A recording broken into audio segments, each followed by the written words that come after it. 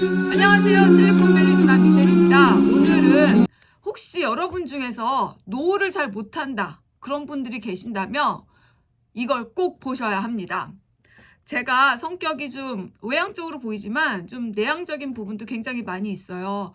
그리고 제가 초등학교 6년 중에서 5개 학교를 다녔습니다. 제일 짧게 다닌 곳이 반년 정도 다닌 곳이 2군데이고 그다음에 제일 길게 다녔던 곳이 2년 반인 학교인데 저희 초등학교 전학을 많이 다녔다라는 것은 애들한테 왕따를 많이 당했다는 이야기도 아마 맞을 거예요. 많은 분들이 전학 다니면서 나는 왕따를 당했다라는 얘기를 많이 하잖아요. 진짜 그 제일 길게 다녔던 학교가 최악이었습니다. 2년 반이니까 왕따를 2년 반을 당했다는 것이에요. 뒤집어서 얘기하면. 그래서 그런 부분들이 제 성격에 굉장히 많은 영향을 미쳐서 제가 사람들에게 노를 잘 못합니다. 이게 너무 힘들어요. 아니 그러면 사람들이 그럴 수 있죠. 노를 못하는 게 뭐가 힘든 일이냐. 근데 그게 굉장히 적극적이시고 좀 더 활발하신 분들한테는 문제가 아닌데 저와 같은 사람들이 분명히 많이 있어요. 그걸 어떻게 아느냐? 이게 구글을 검색해서 How to say no books를 치잖아요. 그러면 책들이 엄청 많이 나옵니다. 책들이 뭐 positive no도 나오고 The power of no, How to say no, The art of saying no. art 여기서 얘기하는 art라는 것은 스킬을 얘기하는 거예요. 기술을 얘기하는 거고 그다음 how to say no without feeling guilty. 죄책감 없이 노하는 방법. 이런 것들을 100 ways to say no. no를 말하는 100가지 방법들. 그다음에 don't say yes when you wanna say no. no라고 말할 때 yes라고 노라고 말하고 싶을 때 yes라고 말하지 말아라. 이런 책들이 뭐 끝도 없습니다. boundaries, 경계선이라든지 이런 것들이 그다음에 그 boundaries라든지 뭐 책들이 보면 또 월북도 있어요. 이 연습을 시켜주는 이런 책들이 있다라는 것은 뒤집어서 말하면 굉장히 사람들이 노를 못해서 스트레스를 받고 이런 책들까지 있고 연습부까지 있다라는 것은 이게 심각하다는 얘기죠. 간단하지가 않다는 얘기예요. 그래서 그러면 이거 책들 읽어야 되냐? 책들 저 몇 권 읽어봤는데 이게 현실에서 와닿지 않아요. 그리고 그때그때 상황이 다르잖아요. 노라고 말하고 싶지만 뭐 직장일 수도 있고 아니면 뭐 동창일 수도 있고 아니면 그냥 동네 뭐 알게 된 지인한테 해야 되고 이게 상황마다 틀리니까 책들 적용이 그때그때 안 나옵니다. 책은 까마득하게 책 읽을 때는 맞았어 그래 그렇지 막 이렇게 공감이 가는데 적용이 제때제때 안 돼요. 이런 분 계신가요? 여러분 최고의 친구를 소개해드리겠습니다. 바로 누구냐? 챗 GPT입니다. 챗 GPT가 뭐야? 사실 챗 GPT는 저는 뭐 작년 한 3월달? 5월달에 누가 이제 챗 GPT로 이렇게 뭐 카메라는 무엇인가 정의를 한번 내려보자 이렇게 하면서 너무너무 대단한 거예요. 그리고 챗 GPT가 그 사용자가 100만 명을 5일 만에 모집했대요. 100만 명을. 그러니까 엄청난 서비스인 거죠. 엄청나게 매력적이라는 거죠. 근데 사실 저는 뭐 챗 GPT가 물어보면 답 다 알려줘 이렇게 생각을 했어요. 그래서 제가 이제 번역을 얼마 전에 이제 유튜브 뭐 소개란을 하면서 번역을 내가 머리 끙끙 싸매다가 이거 내가 왜 하고 있지? 챗 GPT가 있잖아 이렇게 하면서 번역을 딱 시켰는데 한글을 이제 영어로 했는데 너무 감동적으로 나오는 거예요. 정말 환상이다. 제가 예전에 그 번역 그 서티피켓 과정을 한 거의 뭐 20년, 15년 전에 수업을 들었었어요. 그 서티피켓 과정이니까 한 6개월 과정이었는데 들으면서 이게 이해와 번역은 다르고 또 번역은 한국말을 아는 게 아니라 한국말에 또 스킬도 필요하구나. 한국말 번역. 근데 그때 선생님이 그랬어요. 번역가들, 통역가들 이제 밥 먹고 못 산다. 그게 15년 전, 18년 전 정도였던 것 같아요.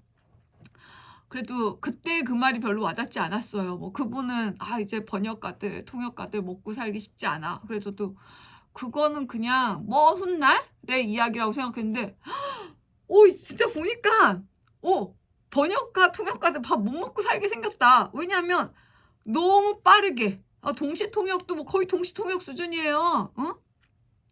그래서 밥 못 먹고 살겠다는 생각, 그 얘기하신 선생님 말이 그게 진짜 내가 살았을 때 이루어지는구나 생각했어요. 저는 뭐 그만뒀어요. 내가 한국어 실력도 안 돼, 영어도 안 돼. 이거 내가 갈 길이 아니다. 응? 라고 생각해서 번역했는데 그때 그 생각이 좀 났어요. 그래서 번역이 너무 깔끔하게 나오니까 내가 너무 놀라가지고 마이클 이 번역 챗 GPT 대단해. 그랬더니 마이클이 저한테 그랬어요. 야, 챗 GPT는 그렇게 쓰는 게 아니야. 걔를 가르치고 걔한테 요구를 해. 네가 원하는 걸 요구를 하면 걔가 알아서 얘기해줘. 아 진짜? 근데 뭘 요구하지? 그래서 이제 제가 뽑기 시작한 게 유튜브 타이틀 같은 것들을 이제 이렇게 집어넣고 뽑아보고 이제 그거 마음에 드는지 안 드는지 수정은 이제 결국은 그래도 수정은 인간이 해야 되는 거예요. 내가 이 챗 GPT가 만능이 아니야. 챗 GPT가 나의 수준하고 또 맞아 떨어져요. 왜? 내가 이 글을 마음에 들어 하는지 아니면 어떻게 좀 더 정교하게 할 건지 그것들이 내가 요구해야 되기 때문에 나의 수준이 챗 GPT가 나의 수준인 거야. 이 결과물이. 그래서 챗 GPT가 만능이다라고 생각은 하시면 안 돼요. 잘 이용하고 싶다면 역시 내가 내 레벨이 올라가야 되는 거예요. 그래야 내 챗 GPT 결과물도 나의 수준하고 맞아 떨어지는 거예요. 그래서 조금 이야기가 길어졌는데 자, how to say no 하는 걸 여러분 알려드리겠습니다. 자, 예를 들어서 스토리 1, 케이스 1. 누가 동네 예를 들어 지인이 커피를 마시자고 해요. 그런데 나는 걔랑 커피 마시기 싫어. 근데 걔가 문자로 왔어요. 띵동 하고 왔어. 이번 주말에 커피 마실래? 하고 그랬어요. 그냥 가기 싫은데 옛날 같았으면 고민을 하는 거예요. 고민을 엄청 해. 그 사람은 아무 생각 없이 던진 한마디지만 나는 엄청난 시간과 내 기운이 딸려요.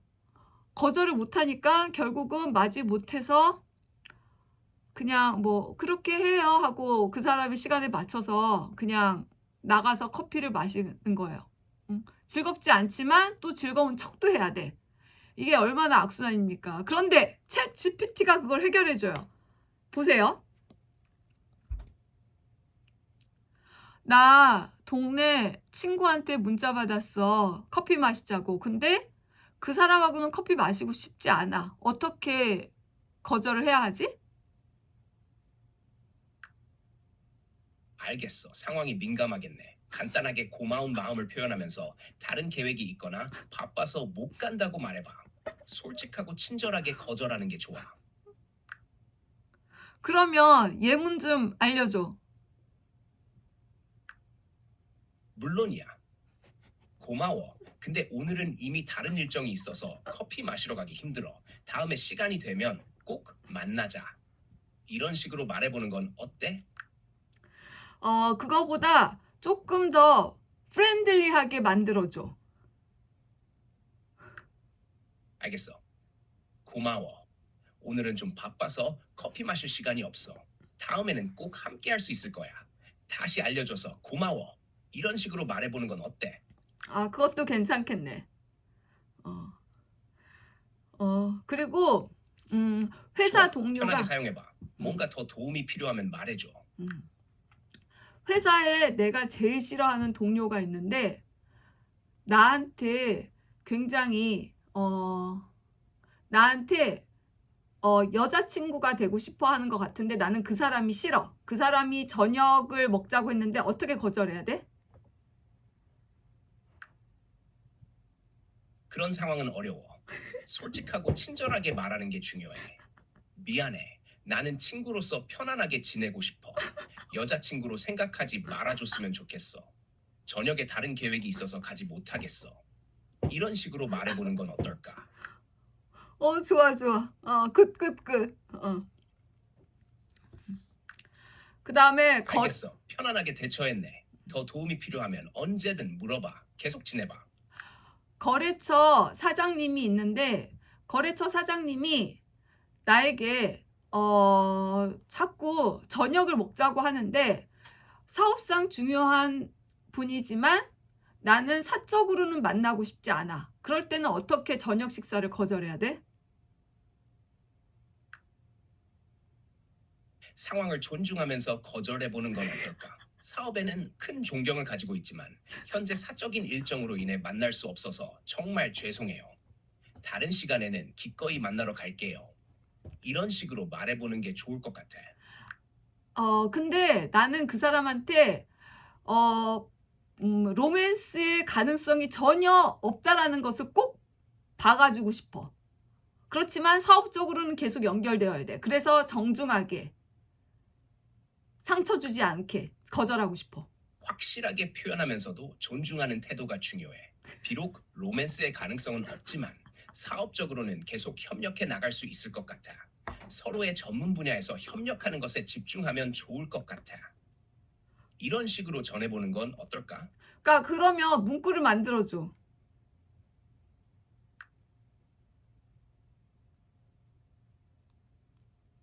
너와의 협업은 가치 있어 보이지만 나에게는 로맨스의 가능성이 없어. 그래도 사업적인 부분에서는 계속 협력하고 싶어. 서로의 전문 분야에서 더 나아가는 것이 중요하다고 생각해. But, 이런 식으로 전하면 어떨까? but that's too dry. 너무 건조해. 조금 더 친근하게 하고 He's about 40 years old. 40대 사장님이야. 그러니까 친구가 아니야. He's older than, way older than me. 알겠어. 친근하게 표현해보자. 사업적으로 협력하는 것은 좋지만 로맨스의 가능성은 없어. 하지만 계속 좋은 사업 파트너로서 함께 나아가면 좋을 것 같아. 이해해 주셔서 감사해요. 이렇게 어때? But more politely. And he's older than me. So focus on he's older. Older. 나보다 나이 많으셔.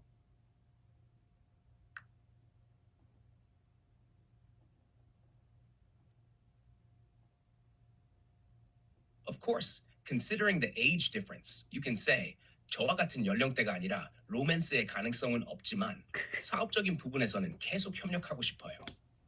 서로의 경험과 지혜를 나누면서 발전해 나가면 좋을 것 같습니다. 이렇게 전해보세요. 그러니까 나이는 빼고, 나이는 빼고, 나이가 많으신 분한테 예의 있게 대처하고 싶은 거야. 물론이죠. 로맨스의 가능성은 없지만 사업적으로는 계속 협력하고 싶어요. 귀하의 경험과 지혜에 항상 감사하게 생각하고 있습니다. 앞으로도 좋은 협업이 될 것을 기대하고 있어요. 이런 식으로 말해보세요. 그거는 마음에 들어. 끝.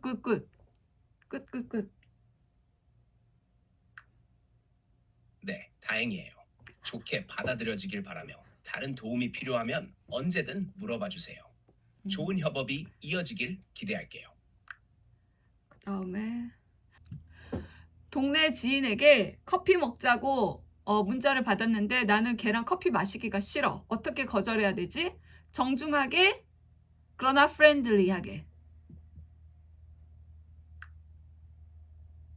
고마워. 근데 오늘은 좀 바빠서 커피를 마실 시간이 없어. 다음에는 꼭 만날 수 있을 거야. 다시 알려줘서 고마워. 이런 식으로 말해보면 어떨까요? 근데 생각해보니까 나는 걔 무지 싫어해. 그래서 무례하게 대답하고 싶어. 상황을 어렵게 만들지 말고 여전히 정중하게 대화하는 게 좋아요. 고마워. 근데 나는 커피 마시기보다는 다른 계획이 더 편해. 다음에는 다른 시간에 만나자. 고마워. 이런 식으로 말해보세요. 근데 나는 걔랑 다음에 만나고 싶지 않아. 완전히 끊고 싶어. 연락하지 마! 하고 그렇다면 싶어. 단순하게 말하면 좋아요. 고마워. 근데 나는 다음에 만나기 힘들 것 같아. 혹시 어떤 이유인지 이해해 주겠죠? 이렇게 말해보세요. 아니 나는 그 애한테 무례하게 얘기하고 싶어. 나한테 상처를 줬어.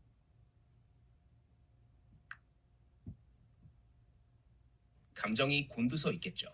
하지만 무례하게 얘기하면 더 어려워질 수 있어요. 죄송하지만 나는 이번엔 만날 수 없어. 지난번 일로 상처받았어.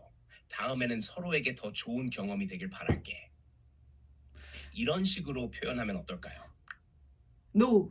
그냥 무례하게 말하고 싶어.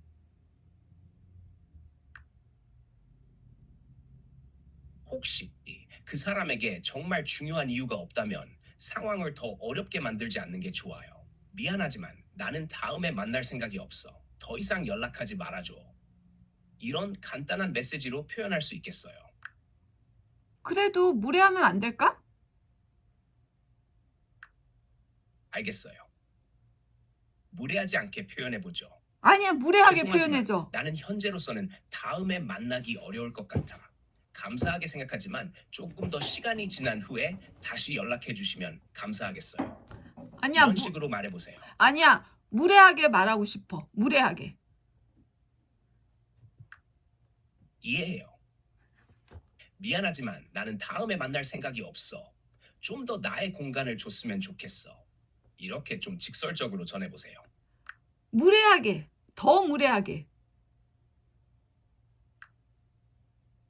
이미 얘기했잖아. 나는 너랑 만나기 싫어. 좀 그만하면 안 돼? 이런 식으로 표현하면 될 것 같아요. 더 무례하게. 미안해요. 하지만 무례한 표현은 상황을 더 어렵게 만들 수 있어요.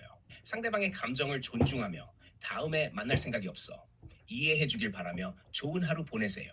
이렇게 말해보는 건 어떨까요? 네, 감사합니다. Thank you for your help. 별 말씀을요. 어떤 일이든 도움이 필요하면 언제든 물어봐 주세요. 좋은 하루 되세요. 자, 그래서 이렇게 챗 GPT에게 물어보면 여러분들이 답변을 얻을 수 있어요. 마이크로도 얻을 수 있고, 그 다음에 뭐 보이스로 되고, 문자 이렇게 텍스트로 타이핑을 쳐도 되는데, 이렇게 말로 하면 더 저는 조금 더 와닿는 것 같더라고요. 그리고 또 귀찮기도 하잖아요, 타이핑은. 네, 그래서 물어서 대답하고 그걸 그대로 문자로 보내시면 돼요, 여러분들. 노 할 수 없다. 그 다음에 다른 것도 말고 여러 가지들도, 근데 얘가 좀 교과서예요. 무례하게는 안 해. 욕도 안 해요, 얘는. 그래서 여러분들이 나 좀 곤란하고 거절하기 좀 어렵다 싶을 때는 챗 GPT를 이용하시면 굉장히 편안하게 상황도 설명해 주시면 돼요. 동네 지인, 뭐 직장 동료, 아니면 거래처 사장님, 이런 식으로 구체적인 정보를 주면, 그 다음에 뭐 초등학생 친구다, 아니면 중학생 친구다, 뭐 동창이다, 나이가 몇 살이다. 좀 정보가 구체적이면 구체적일수록 얘가 굉장히 더 구체적인 답변으로 도움을 줍니다. 그래서 여러분들 도움이 되셨나요? 챗 GPT 한번 이렇게 이용해 보세요. 컴퓨터가 아니라 그냥 나의 진짜 지니, 알라딘 램프의 지니 같지 않습니까?